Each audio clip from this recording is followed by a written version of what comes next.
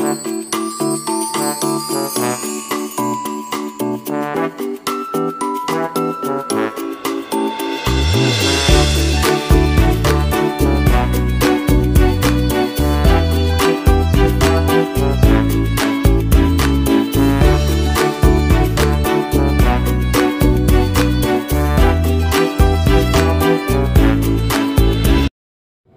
Morning all student. आज की हमारी मोहता कॉलेज की तरफ से बीए पार्ट सेकंड की क्लास में आपका स्वागत है। कल हमने ख्वाजा मीर दर्द की गज़ल गोई पर चर्चा की थी। आज का हमारा जो टॉपिक है वो हकीम मोमिन खां मोमिन है। आज हम उनकी मुख्तसर हयात का जायज़ा लेंगे और साथ ही उनकी शायरी की थोड़ी सी खसूसियात पर तबशरा ख्याल इजहार ख्याल करेंगे। तफसीलात में हम बाद में पढ़ेंगे। पहले हम हकीम मोमिन खां मोमिन की जो हमारे निशान में शामिल गज़लें हैं उनकी तशरीहात पढ़ेंगे और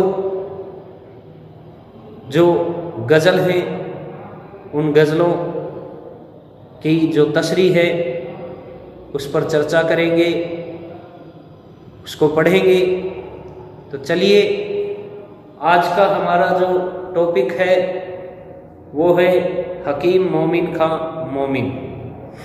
शुरू करते हैं हकीम मोमिन खां मोमिन को। देखिए, पहले मैं इनकी विलादत और वफात आपके सामने लिख रहा हूं।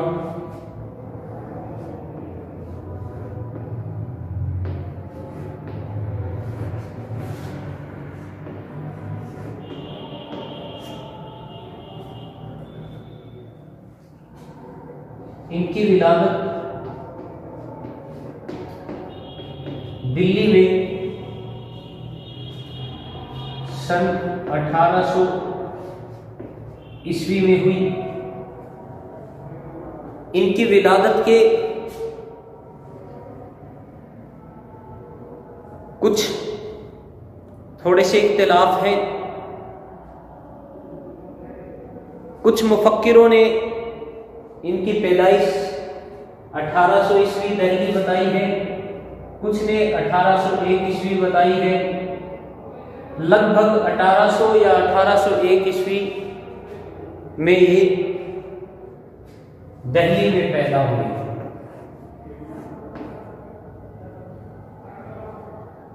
इनका तखल्लुस ऊपर में निशान लगा भी चुका हूं, फिर से बता देता हूं। इनका तखल्लुस था मोमिन। इनके वालिद का नाम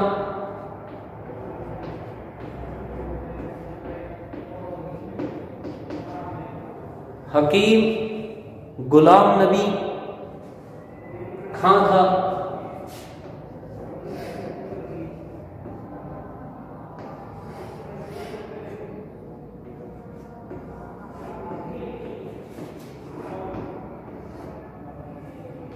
वफात इनकी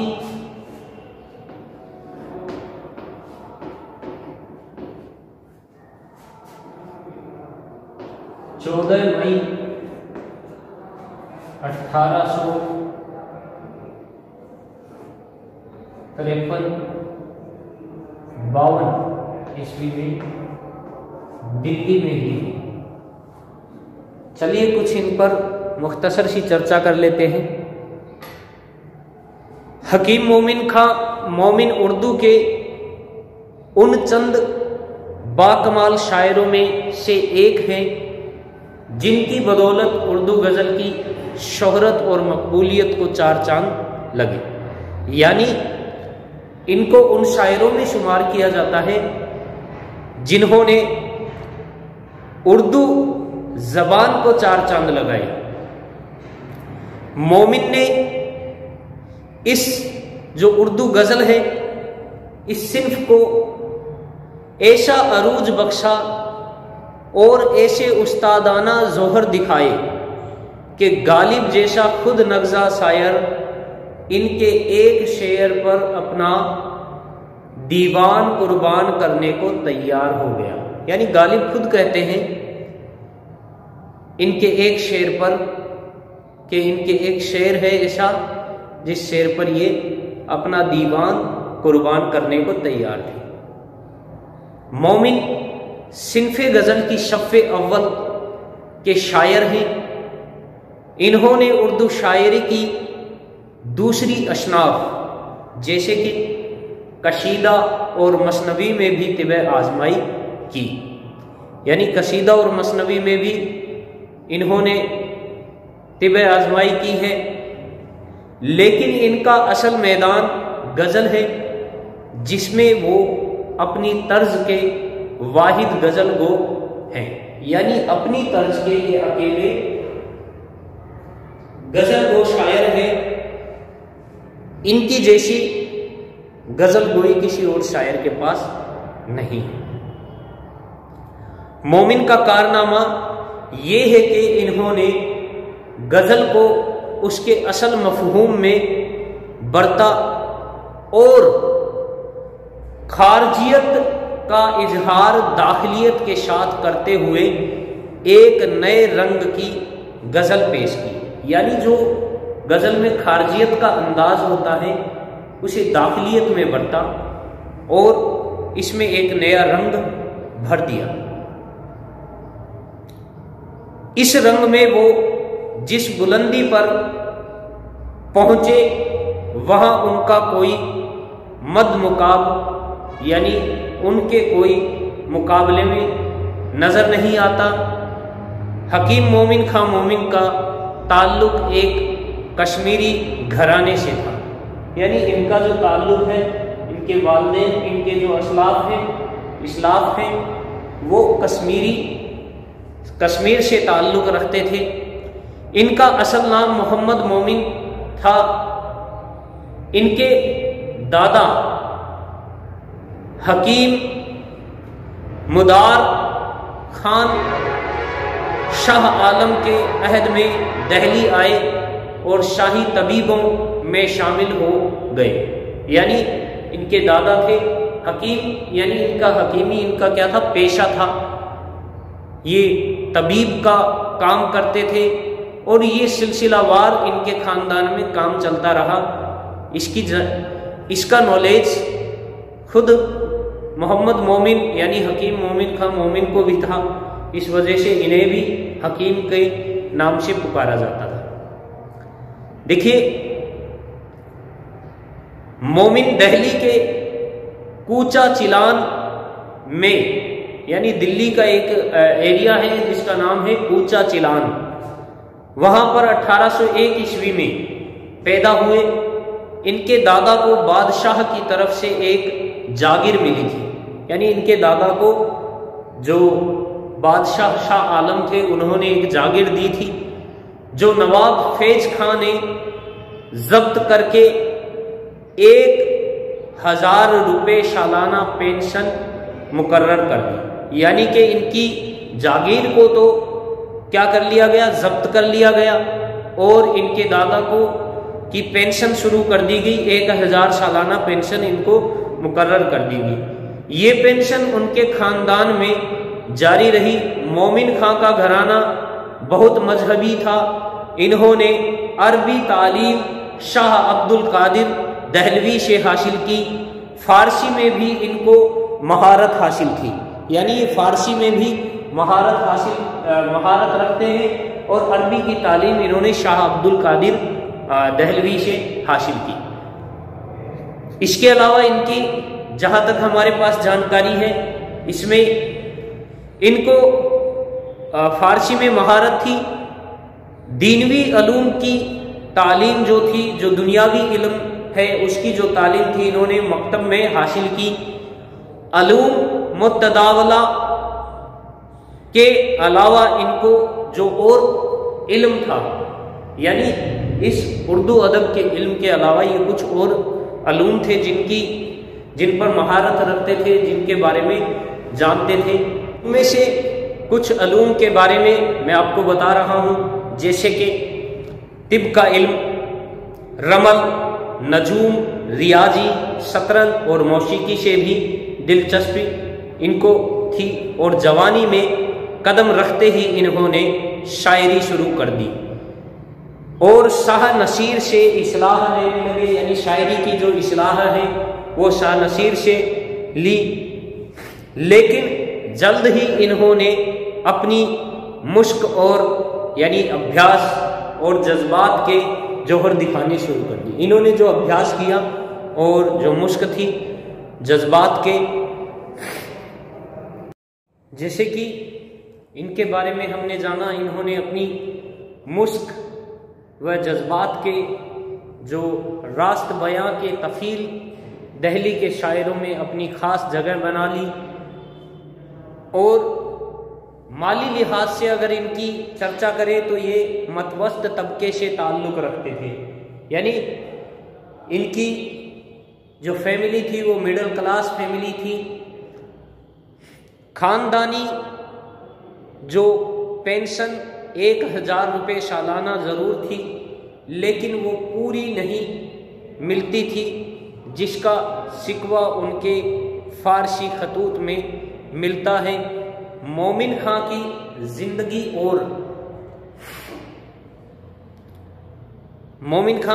जिंदगी और शायरी पर दो चीज़ों ने बहुत गहरा असर डाला। एक उनके रंगीन मिजाजी थी और दूसरी उनकी मजहबियत। लेकिन उनकी जिंदगी का सबसे दिलचस्प हिस्सा उनके मुआशके ही हैं। मोहब्बत जिंदगी का तकाजा बनकर बार बार उनके दिल व दिमाग पर छाती रही। उनकी शायरी पढ़कर महसूस होता है कि शायरी किसी ख्याली नहीं, यानी इनकी जो शायरी है उसको पढ़कर हमें महसूस होगा कि वो कोई ख्याली शायरी नहीं है, बल्कि एक जीती जागती महबूबा के इश्क में गिरफ्तार है। दहली का हुस्न परवर शहर, उस पर मोमिन की रंगीन मिजाजी, खुद खूबसूरत और खुश लिबास। नतीजा ये था उन्होंने बहुत से शिकार पकड़े और खुद कम शिकार हुए, यानी इन्होंने अपनी शायरी के अंदर बहुत से शिकार पकड़े और खुद बहुत कम शिकार हुए। अब देखिए, जो मान लो इनकी उस पर चर्चा करें तो ए गज़ाल चश्म सदा मेरे दाम में सयाद भी रहा, मैं गिरफ्तार कम हुआ। इनका कुछ शेर है, ये एक उसके लिए लिखा है कि ए गज़ाल चश्मे सदा मेरे दाम में सयाद ही रहा, मैं गिरफ्तार कम हुआ, यानी मैं हमेशा शिकारी रहा। सयाद का माना है शिकारी। मैं हमेशा शिकारी बनकर रहा और शिकार बहुत कम हुआ, यानी किसी की पकड़ में बहुत कम आया, गिरफ्तार में कम आया। के कुल्लियात में 6 मसनवियाँ मिलती हैं और हर मसनवी किसी मुआशका, यानी कोई भी मुआशका का बयान है। ना जाने और कितने मुआशके होंगे जिनको मशहूर,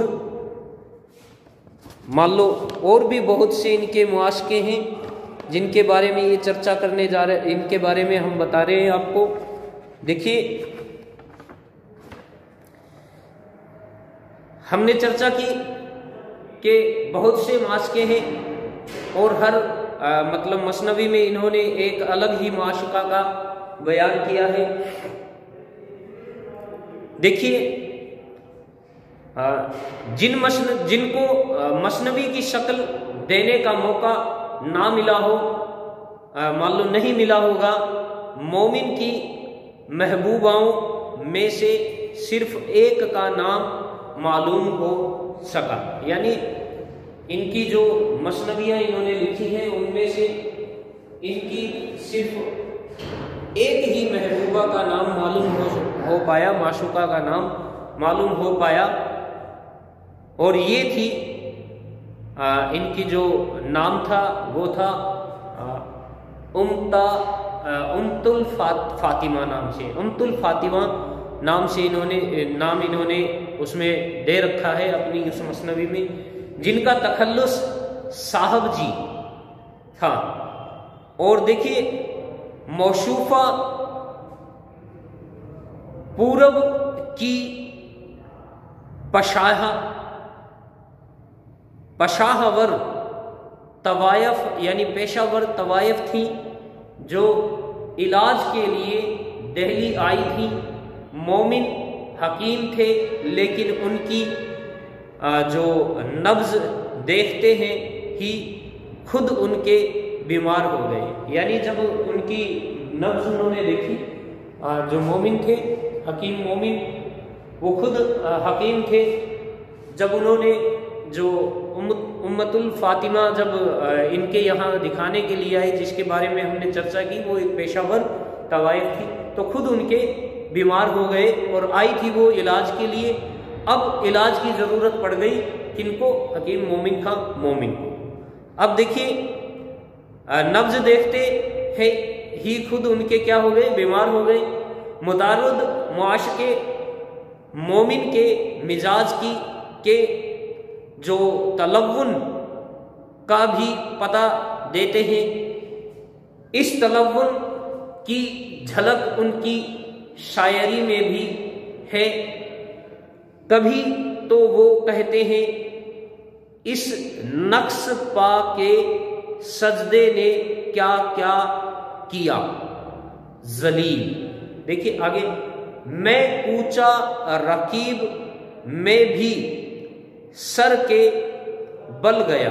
यानी इन्होंने एक शेर लिखा है कि उस नक्शे पा के सजदे ने किया क्या क्या किया जलील। मैं कूचा रकीब में भी सर के बल गया। और फिर ये भी कहते हैं कि माशूक से भी हमने निभाई बराबरी, वहाँ लुत्फ कम हुआ तो यहाँ प्यार कम हुआ। यानी लिखते हैं कि माशूक से भी हमने निभाई बराबरी और वहाँ लुत्फ कम हुआ और यहाँ प्यार कम हुआ। तो इस तरह के जो इनके माशके हैं, इनकी जो मसनवी है, उस मसनवी के जरिए हमें इनके इश्क का भी पता लगता है और यहाँ हमें सिर्फ इनकी एक माशुका का पता लगता है।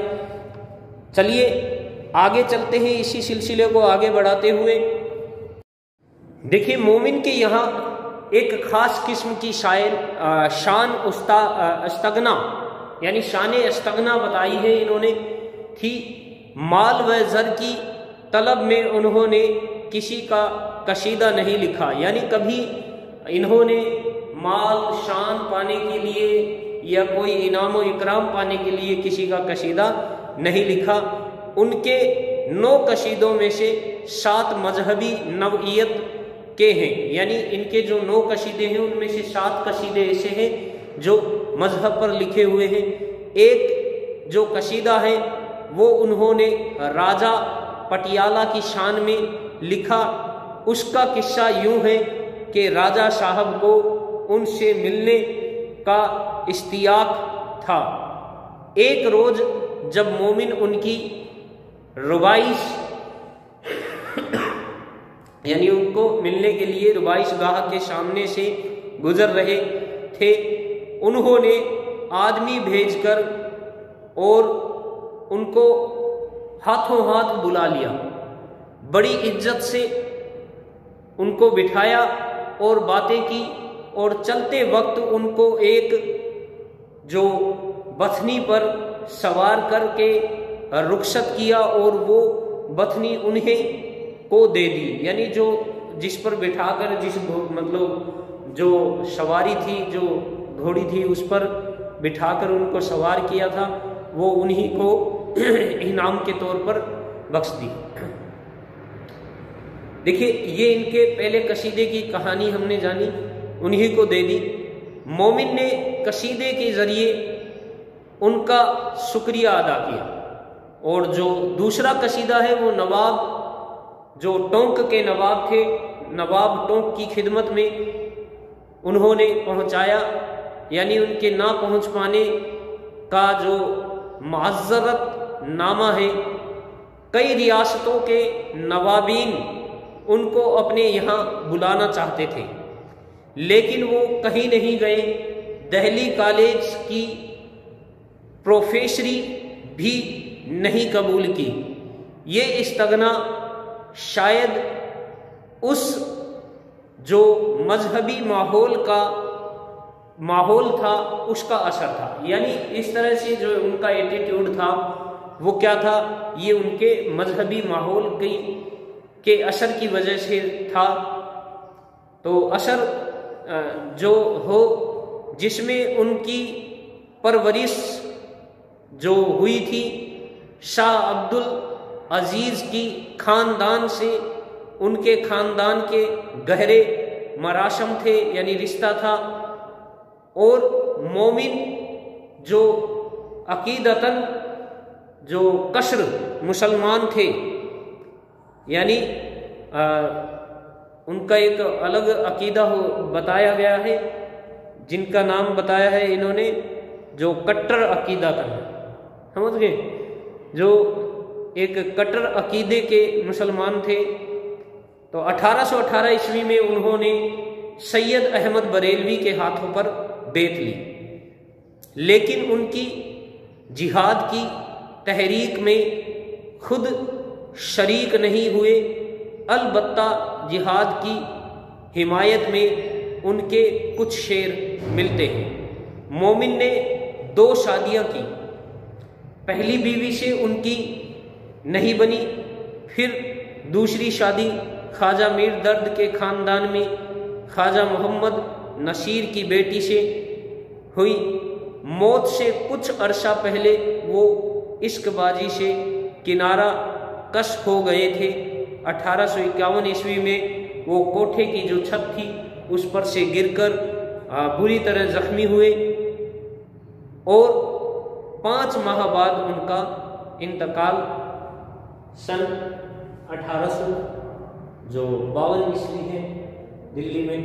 14 मई 1852 ईस्वी में इनका इंतकाल हो गया।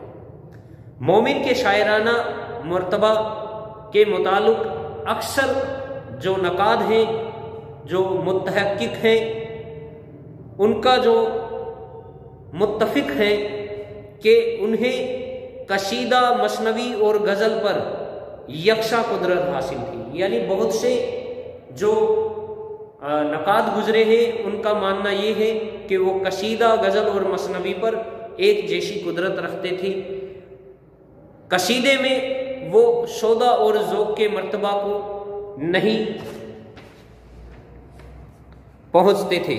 यानी कसीदा गोई थी, उसमें वो ज़ौक़ और कसीदा जो ज़ौक़ और सौदा है उन तक तो नहीं पहुँच पाए, लेकिन फिर भी उनका जो मर्तबा है वो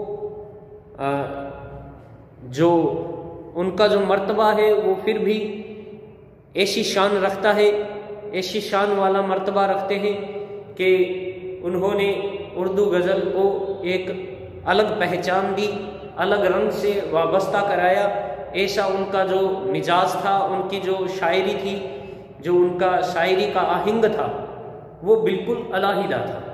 देखिए 1851 ईस्वी में वो कोठे से गिरकर बुरी तरह जख्मी हुए हमने जाना।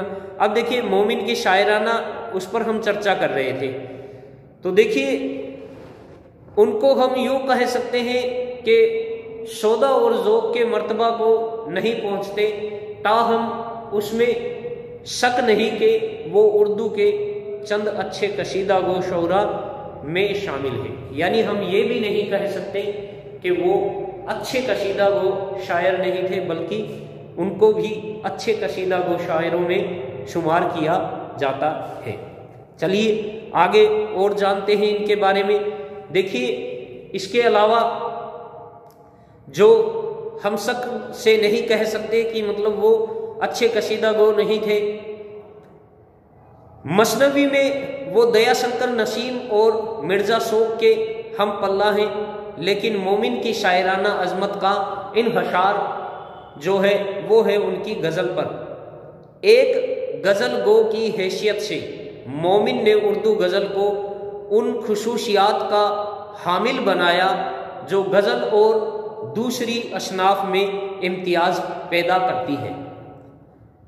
मोमिन की गज़ल तगज़ल की शोखी, सगुफ्तगी, तंज़ और रमजियत की बेहतरीन तर्जमान कही जा सकती है। उनकी मोहब्बत जो उनकी शायरी में जो उन्होंने अपनी मोहब्बत का इजहार किया है वो जिनसी मोहब्बत है, जिस पर वो पर्दा नहीं डालते, पर्दा नशीन तो उनकी महबूबा है। इश्क की वादी में मोमिन जिन जिन हालात व कैफियत से गुजरे उनको खलूस व सदाकत के साथ शेरों में बयान कर दिया, और हुस्न व इश्क के खद्दो खाल में उन्होंने तख़ील के जो रंग भरे, यानी तख़ील से मुराद है ख्यालात के रंग, यानी अपनी जो ख्याली रंग भरे उसकी चर्चा की जा रही है कि तख़ील के जो रंग भरे वो उनकी अपनी ज़हनी पेच हैं। उनके अछूते तख़ील और निराले अंदाज़े बयान ने पुराने और अफसुर्दा मज़ामीन को अज़ सर नो जिंदा और शगुफ्ता बनाया। मोमिन अपने इश्क के बयां में इब्तिज़ाल नहीं पैदा होने देते। उन्होंने लखनवी शायरी का रंग इख्तियार करते हुए दिखा दिया कि खारजी मज़ामीन भी तहजीब व मतानत के साथ बयान किए जा सकते हैं। यानी उन्होंने लखनऊ की शायरों को इस बात से वाबस्ता करा दिया कि खारजी जो मज़ामीन होते हैं उनको बयान करके भी हम किस हद में रहकर बयान कर सकते हैं। जो अदब की हद होती है, जो तहजीब की हद होती है, जो मतानत होती है, उसके साथ बयान किए जा सकते हैं। और यही वो तराह इम्तियाज़ है जो उनको दूसरे गज़ल गो शोरा से मुमताज़ करता है। यानी यही वो बात है कि उनको जो दूसरे गज़ल गो शोरा थे उनसे अलहदा कर देती है। तो ये हमने जाना उनका मुख्तसर सा जायज़ा। आगे हम हकीम मोमिन खां मोमिन की जो गज़लें हैं उनकी तशरीह पढ़ेंगे। तो आज का ये टॉपिक यही ख़त्म करते हैं।